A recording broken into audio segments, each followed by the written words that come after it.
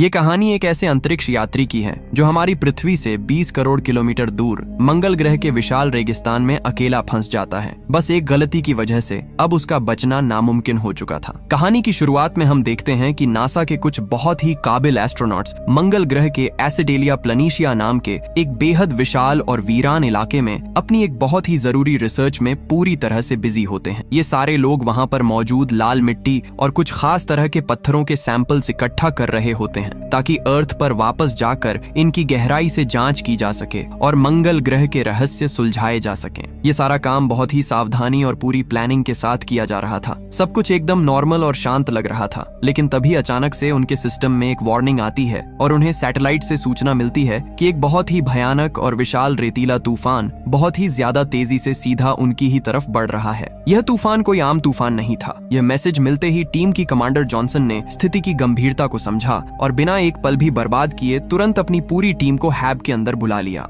Hub असल में Mars पर रहने के लिए बनाया गया उनका एक बहुत ही सुरक्षित और एडवांस बेस था, जहां वो लोग रहकर अपना मिशन पूरा कर रहे थे। हैब के अंदर आने के बाद उन्हें अपने कंप्यूटर सिस्टम से पता चलता है कि बाहर आने वाला यह तूफान बहुत खतरनाक रफ्तार से सीधा उनके रॉकेट से टकराने वाला है, जिससे उनका ये रॉकेट तूफान की चपेट में आकर नीचे गिर सकता है। अगर वह रॉकेट इस भयंकर तूफान की वजह से थोड़ा सा भी झुक गया या फिर जमीन पर पलट गया तो पूरी की पूरी टीम हमेशा हमेशा के लिए मंगल ग्रह पर ही फंस जाएगी और उनका अर्थ पर वापस लौटना नामुमकिन हो जाएगा। इसलिए कमांडर जॉनसन ने उसी पल मिशन को हमेशा के लिए कैंसिल करके तुरंत अर्थ पर लौटने का एक बहुत ही बड़ा और कड़ा फैसला लिया। इसके बाद वह अपनी टीम को लेकर हैब से बाहर निकली और रॉकेट की तरफ बढ़ने लगी, लेकिन बदकिस्मती से तब तक बाहर का तूफान भयानक रफ्तार ले चुका था। हवा की रफ्तार इतनी ज्यादा थी कि वह किसी भी इंसान को उड़ाकर दूर फेंक सकती थी। फिर भी कमांडर ने अपनी हिम्मत नहीं हारी और अपनी टीम को अपने पीछे पीछे रॉकेट की तरफ आगे बढ़ने का इशारा किया। वे पांचों एस्ट्रोनॉट्स अभी मुश्किल से आधे रास्ते ही पहुंचे थे कि तभी उनके साथ एक बहुत ही भयानक हादसा हो जाता है। मार्क वॉटनी नाम के एक एस्ट्रोनॉट से उनके हैब का टूटा हुआ एंटेना हवा में उड़ता हुआ आता है और बहुत जोर से आ टकराता है। इस जोरदार और अचानक हुई टक्कर से मार्क अपना बैलेंस खो बैठता है और वह हवा में किसी सूखे तिनके की तरह उड़ता हुआ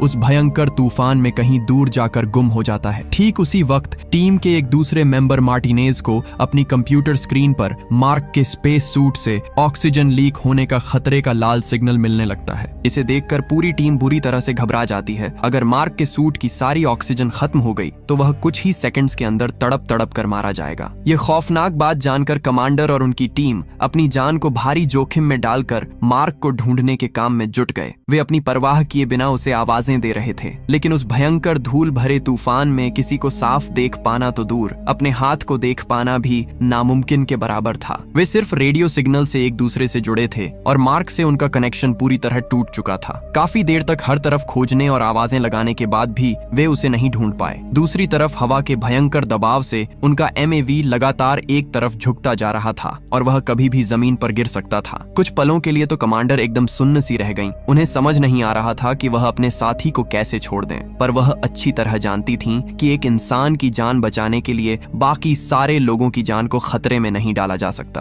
अपने दिल पर पत्थर रखकर और आंखों में आंसू लिए कमांडर वापस MAV पर लौट आईं। MAV के पूरी तरह पलटने और तबाह होने से ठीक पहले उन्होंने तुरंत उसे लॉन्च करने का कमांड दे दिया और वे सभी मार्क की दर्दनाक मौत का बोझ अपने दिल में लिए अर्थ की ओर निकल गए। लेकिन कहानी में असली ट्विस्ट तो अब आता है। अगली सुबह जब मार्स पर आया वह भयानक तूफान पूरी तरह से शांत होता है, तब सन्नाटे के बीच हम देखते हैं कि मार्क वॉटनी अभी भी जिंदा है। रात के वक्त जब वह एंटेना उससे टकराया था तो उसका एक लंबा और नुकीला तार उसके स्पेस सूट को चीरता हुआ उसके पेट के अंदर गहराई तक घुस गया था। लेकिन उसकी किस्मत बहुत अच्छी थी। उसके शरीर से निकले हुए जमे हुए खून और उस तार ने मिलकर स्पेस सूट का प्रेशर अंदर से बिल्कुल मेंटेन रखा और ऑक्सीजन को पूरी तरह से बाहर लीक होने से रोक लिया। इसी चमत्कार की वजह से उसकी जान बाल बाल बच गई। दर्द से जब उसकी आंख खुलती है तो वह खुद को हैब से काफी ज्यादा दूर लाल रेत के बीच बिल्कुल अकेला पड़ा हुआ पाता है। उसे होश आते ही वह तुरंत समझ गया कि उसके बाकी सभी साथी तूफान से बचने के लिए उसे मरा हुआ समझकर रात में ही वहां से निकल चुके हैं और अब वह इस पूरे ग्रह पर बिल्कुल अकेला है और रेंगते हुए किसी तरह बहुत ही ज्यादा संघर्ष करके हैब तक पहुंचा। हैब के अंदर हवा का प्रेशर एकदम नॉर्मल था। वहां पहुंचते ही उसने अपना भारी स्पेस सूट उतारकर फर्श पर फेंका और एक ही झटके में अपनी पूरी ताकत से उस रॉड को अपने पेट से खींचकर बाहर निकाल दिया। लेकिन बात यहीं खत्म नहीं हुई थी।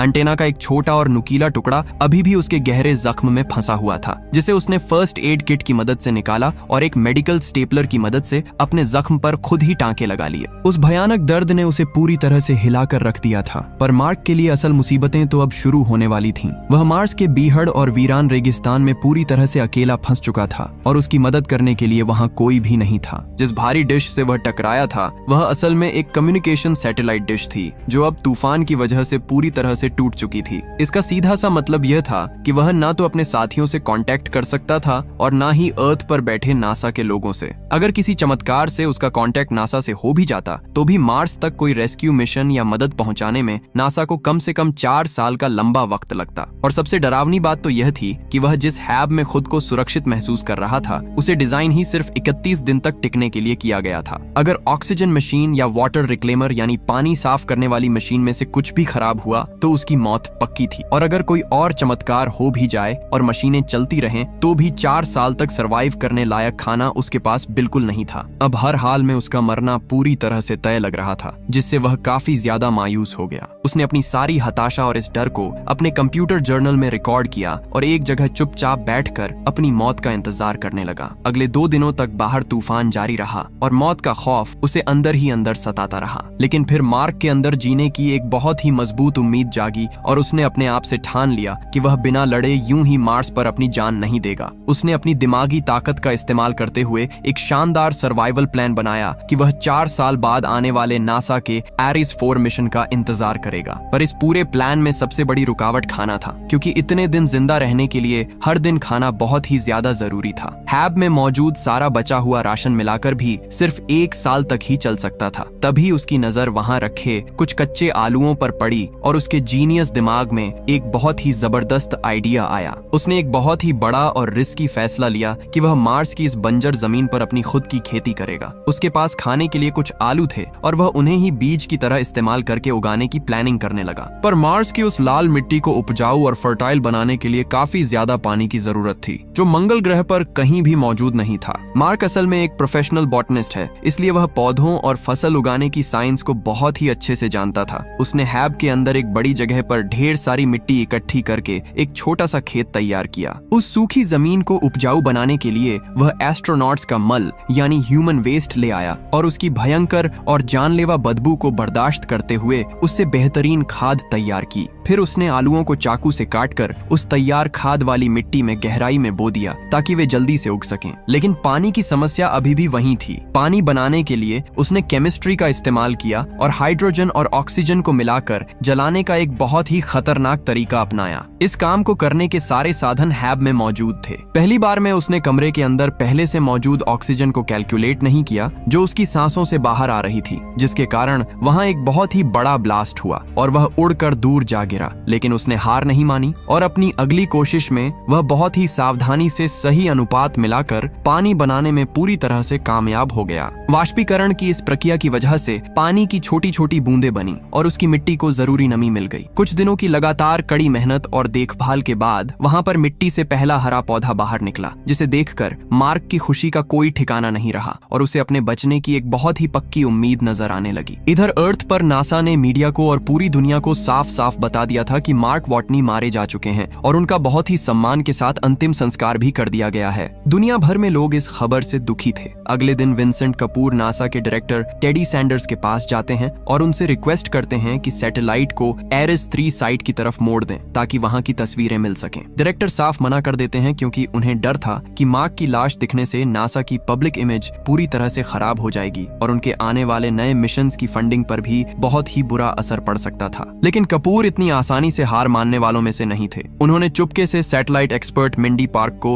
उस जगह की सटीक लोकेशन भेज दी। मिंडी जब सैटेलाइट कैमरा से उस जगह को देखती है तो वह पूरी तरह हैरान रह जाती है। वह देखती है कि मार्स पर जो इक्विपमेंट थे और उनका रोवर था वो अपनी पुरानी जगह से हटाकर दूसरी जगह शिफ्ट किए गए हैं। उसे 100% यकीन हो गया कि यह काम कोई तूफान नहीं कर सकता और मार्क बिल्कुल जिंदा है। उसने तुरंत विंसेंट कपूर को बुलाया और यह बात बताई, जिन्होंने आगे जाकर डायरेक्टर को यह जानकारी दी। डायरेक्टर ने पहले तो इसे तूफान का असर बताने की कोशिश की, पर जब उन्होंने देखा कि सोलर पैनल्स पूरी तरह से साफ किए गए हैं तो उन्हें भी मानना पड़ा कि मार्क अब भी मरा नहीं है बल्कि पूरी तरह जिंदा है। अब नासा बहुत ही बड़ी उलझन में था कि वो मीडिया के सामने क्या मुंह लेकर जाएं, क्योंकि वो तो उसे मरा हुआ घोषित कर चुके थे। काफी सोच विचार और मीटिंग्स के बाद यह फैसला हुआ कि दुनिया को यह सच बता दिया जाएगा, लेकिन हेरमिस स्पेसशिप में वापस लौट रहे उसके क्रू को यह खबर बिल्कुल भी नहीं दी जाएगी, ताकि वे भारी गिल्ट में न रहें कि उन्होंने अपने साथी को पीछे छोड़ दिया। मार्स पर मार्क को फंसे हुए अब तक 70 दिन हो गए थे। खाना और पानी पूरी तरह से सेट था,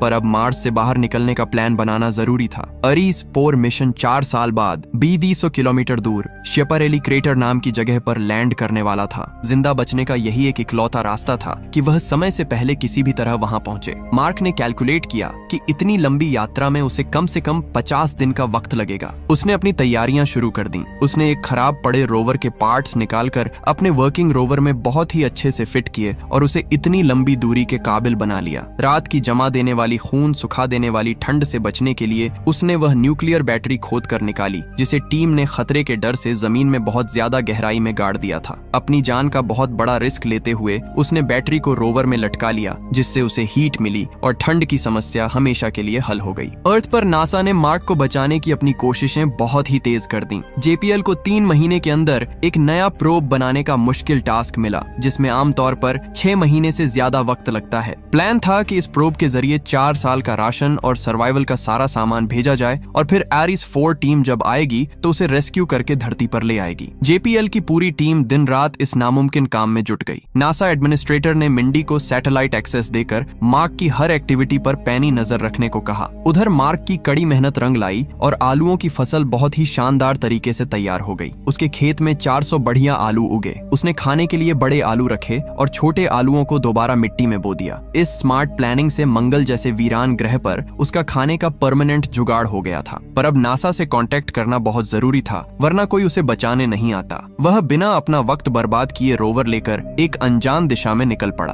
अर्थ पर उसकी हरकतों को देखकर नासा की टीम पूरी तरह कंफ्यूजन में पड़ गई कि वह सुरक्षित जगह छोड़कर आखिर जा कहां रहा है। जब विंसेंट कपूर ने उसके रास्ते को ट्रैक किया तो उन्हें सब समझ आ गया। मार्क 1994 के पाथफाइंडर लैंडर की तरफ जा रहा था, जिसकी बैटरी 1997 में खत्म हो गई थी और वह मंगल की धूल में हमेशा के लिए खो गया था। मार्क ने उसे अपनी आखिरी उम्मीद मानकर खोज निकाला और रेत से निकालकर उसे हैब में ले आया। कपूर तुरंत कैलिफोर्निया के जेपीएल पहुंचे और पुराने रिटायर हो चुके वैज्ञानिकों को बुलाकर पाथफाइंडर का दूसरा मॉडल एक्टिव किया। मार्क ने हैब के पावर सोर्स से पाथफाइंडर को कनेक्ट किया। किस्मत से वह चालू हो गया और जैसे ही मार्क ने उसका एंटेना अर्थ की तरफ घुमाया, जेपीएल को तुरंत उसका सिग्नल मिल गया। सालों बाद पुराने लैंडर ने रिस्पॉन्स दिया था, जिससे सबकी खुशी का ठिकाना ना रहा। जेपीएल ने कैमरा ऑन किया तो हिलते कैमरे को देखकर मार्क समझ गया कि कांटेक्ट हो गया है। उसने कैमरा के आगे हाँ और ना का बोर्ड रखा और लिखकर सवाल पूछा। नासा ने हाँ की तरफ कैमरा घुमाया, जिसे देखकर मार्क खुशी से झूम उठा कि वह अब इस ग्रह पर अकेला नहीं है। बातचीत तेज करने के लिए मार्क ने 360 डिग्री घूमने वाले कैमरे का बहुत ही चालाकी से इस्तेमाल किया और हेक्साडेसिमल नंबर सिस्टम व SCI कोड को चुना। फिर नासा ने कोड भेजकर रोवर के जरिए टेक्स्ट मैसेज चालू कर दिया। मार्क को पता चला कि क्रू को उसके जिंदा होने की खबर नहीं है, जिससे उसे काफी ज्यादा गुस्सा आया। आखिरकार नासा ने क्रू को यह खबर दी, जो यह सुनकर खुशी और गिल्ट दोनों से पूरी तरह से भर गए। सब कुछ ठीक चल रहा था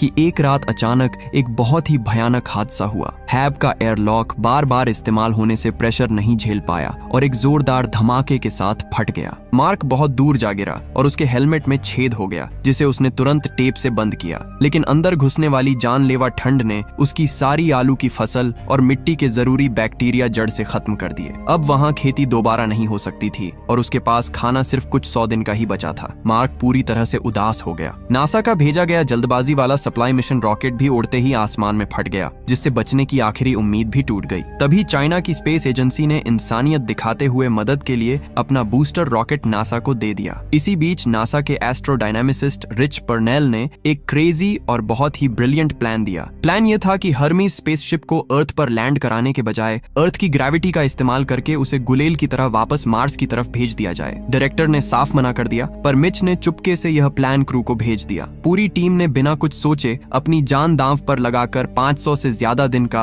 और सफर करने और मार्क को बचाने का बहुत ही बड़ा फैसला किया। उन्होंने कहा, we are going back for him. Mark को अब अपने हिस्से का काम करना था। उसे 50 दिन का लंबा सफर करके MAV तक पहुंचना था। वह कच्चे आलू खाकर यह बहुत ही खतरनाक यात्रा करता है और खुद को स्पेस पायरेट कहता था। MAV को हल्का करने के लिए नासा ने उसे खिड़कियां, कंट्रोल पैनल और नोज कोन तक निकालने को कहा। मार्क को एक कन्वर्टेबल रॉकेट में उड़ना था जिस पर सिर्फ एक टार्प यानी त्रिपाल लगा था। हर्मीस मार्स के ऑर्बिट में पहुंच चुका था और मार्क ने अपना MAV लॉन्च किया। लॉन्च की तेज रफ्तार से टार्प फट गया और मार्क बेहोश हो गया। MAV ऑर्बिट में तो आ गया, पर हर्मीस से 68 किलोमीटर दूर था। कमांडर लुइस ने थ्रस्टर्स चालू करवाकर हर्मीस को जितना हो सके MAV के करीब लिया। मार्क को होश आया, पर दोनों की स्पीड में 40 मीटर पर सेकंड का बड़ा फर्क था, जिससे उसे पकड़ना नामुमकिन था। फ्यूल कम था, इसलिए लुइस ने एयरलॉक में बॉम्ब फोड़कर स्पीड एडजस्ट करने का क्रेजी प्लान अपनाया, पर दूरी फिर भी बाकी थी। तब मार्क ने अपना आखिरी और सबसे खतरनाक दांव खेला।